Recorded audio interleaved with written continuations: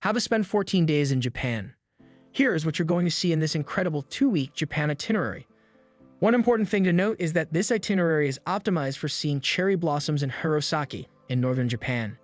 If you are not visiting during the later part of the cherry blossom season, you can swap out Hirosaki for another destination.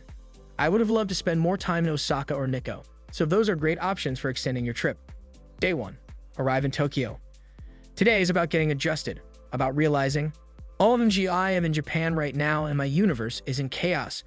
There's no pressure to do anything in particular besides finding your hotel or airroom, trying to order food in Japanese for the first time and experiencing. Go to Tokyo's famous robot restaurant. It's just one of those things that is so Japan you have to see it to believe it. During this 90-minute show, robots in costumes sing and dance while you eat dinner and down Japanese beer. Book robot restaurant tickets in advance because, as weird as it sounds, this is a super popular thing to do. Enter an immersive digital art museum. This limited, interactive art show is one of the most popular things to do in Tokyo. There may not be a better place in the city for Instagram photos than this. Book tickets to the Team Lab Borderless Digital Art Museum. Children 3 years old and younger can enter free.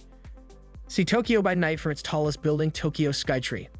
The last admission is at 9 p.m, and you can even buy skip the line tickets before you go. We didn't have skip the line tickets and ended up waiting almost an hour to get to the top. If you want to make it even more memorable, you can have dinner overlooking Tokyo at the Skytree's Panorama restaurant. Day 2.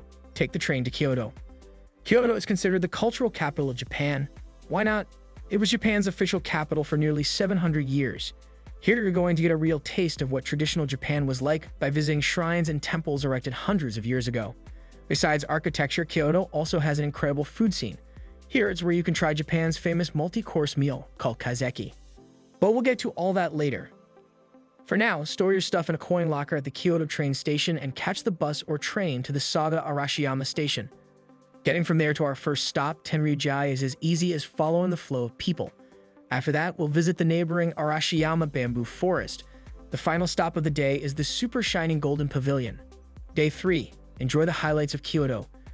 Today is the main day to discover Kyoto, so be sure to start early.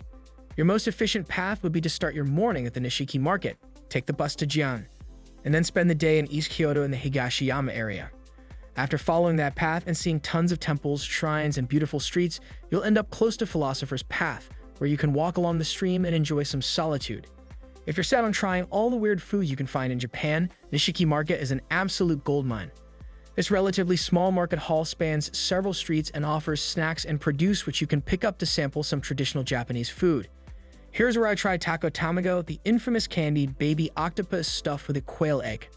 It's not for the faint of heart, but it's the only place I saw it while in Japan. Day 4. Day trips to Fushimi Inari Shrine and Nara Deer Park.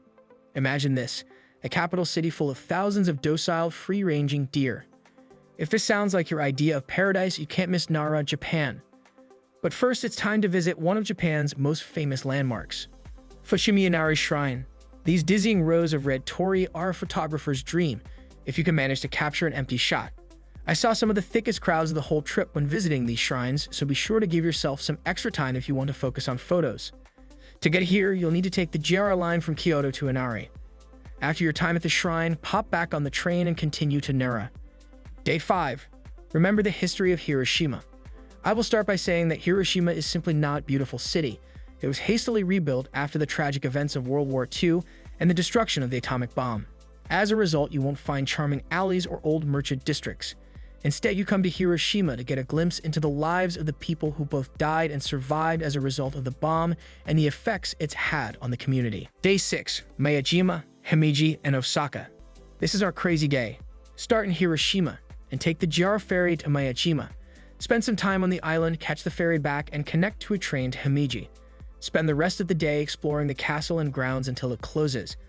Wind up in Osaka to start binging on street food. I'll start with this preface. If you're not set on exploring Hiroshima by night, I'd encourage you to spend the night on Miyajima instead. This island in Hiroshima Bay is home to one of the top 3 national sites in Japan and is one of the most visited locations in the entire country. Day 7. Take the train to Takayama in the Japan Alps. You read me right, Japan has got its very own range of Alps. It contains 3 mountain ranges, Akashi Mountains, Kiso Mountains, and Haida Mountains. We're going to the latter, to the Haida region. Do not forget to book the wide view train for your ride through the mountains. You'll get a train with enormous glass windows, perfect for daydreaming about your imaginary life in the Japanese countryside, a la my neighbor Totoro. Day 8 day trip to Shirakawa-go. Enjoy breakfast in your ryokan, check out the morning market, and in the early afternoon, hop on a bus to Shirakawa-go. Shirakawa-go is one of the tiny villages where people still live in thatch roof houses. Every 30 to 40 years, the roofs are replaced by 200 community members and volunteers working quickly over 2 days. The town itself is a UNESCO World Heritage Site, and you can go inside several of the thatch houses and learn more about life in the village. Day 9. Travel to Aomori in northern Japan. I will start with this. If you're not visiting Hirosaki during cherry blossom season, I'm not sure it's worth it. The town itself is pretty lackluster, and it's the park filled with 2,500 cherry blossoms, which makes this location truly spectacular and yet under the radar for Western visitors. That said, Hirosaki is probably one of the few places where we felt like we weren't just one of thousands of Western tourists. Almost everyone in the city was either Japanese or traveling to Japan from a neighboring country in Asia. For that reason, it was cool to visit somewhere that felt a little undiscovered by people like us. Day 10. Spend the day at the Hirosaki Cherry Blossom Festival. The next day, it's time to enjoy the park in all its bright and blooming glory. The park is overflowing with flowers, idyllic Japanese-style bridges, petal-filled moats, and one of the coolest sights, Sakura Tunnel.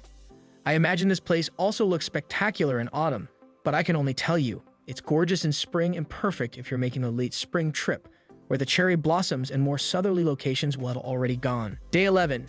Experience beautiful Nikko. I made a critical mistake when coming to Nikko.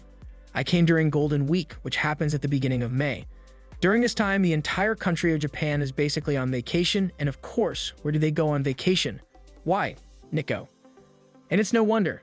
Nikko was once a favorite retreat for the emperor, once he had moved his residence from Nara to Tokyo. As a result, Nikko has some of the most concentrated famous sites in Japan. A huge swath is a designated UNESCO World Heritage Site. For a small town, this place has got a lot going on. Day 12 and 13. Time for Tokyo. A lot of people who come to Japan spend a lot of time in Tokyo. I mean, it makes sense. It's got the most restaurants per capita in the world, and you could spend a lifetime exploring every conceivable experience this city can offer. That said, I didn't try to do Tokyo hardcore. For one, I visited friends while here, which tends to make everything a little less go-go. On the other hand, there is just so much there. Your chances of making a dent in Tokyo are minuscule, so why try? Day 14. Spend the day at Meiji Fuji and fly home in the evening. It's the last day you can do it. Get up as early as you can muster to see Meiji Fuji in the morning light reflected in Lake Kawaguchi. Conventional wisdom states that your best viewing of Meiji Fuji happens first thing in the morning, but for us, the mountain became more visible as the day went on. By the end of the day, it was clear and big and blue. And that's a wrap. Have you ever been to Japan? Or are you planning a trip right now? Would love to know about anywhere I missed in my itinerary or what you would do differently. Leave a comment with your thoughts.